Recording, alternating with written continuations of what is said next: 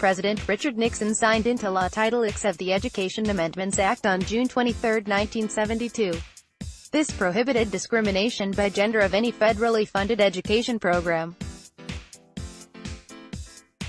Just like that, college women and high school girls were entitled to an equal opportunity to compete in athletics, creating a dramatic upheaval with the schools and also the mainstream sports media.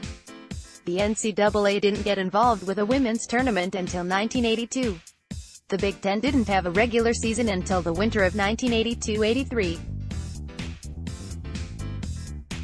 Immaculata and Delta State were the early powers in the Association of Intercollegiate Athletics for Women. The Minnesota media and public were searching for women's basketball heroes. We found Janet Karvonen and her New York Mills teammates. There were 2 basketball classes, and the Eagles from the small Finnish town in Otter Tail County won class titles from 1977 to 1979. The third came with a 61-52 victory over Albany and its star, Kelly Slicki. And then came the shock. New York Mills' attempt at 4 in a row ended with a 55-43 loss to Austin Peay in the 1980 semifinals.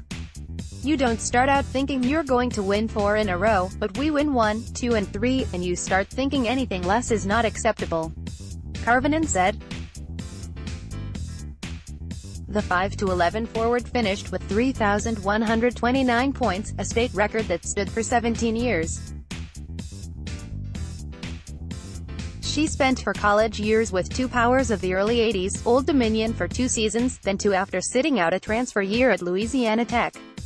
She's been a TV analyst, a basketball camp operator, and today Janet Karvonen Montgomery, 57, is a pastor at Incarnation Lutheran Church in Shoreview. Patrick Royce.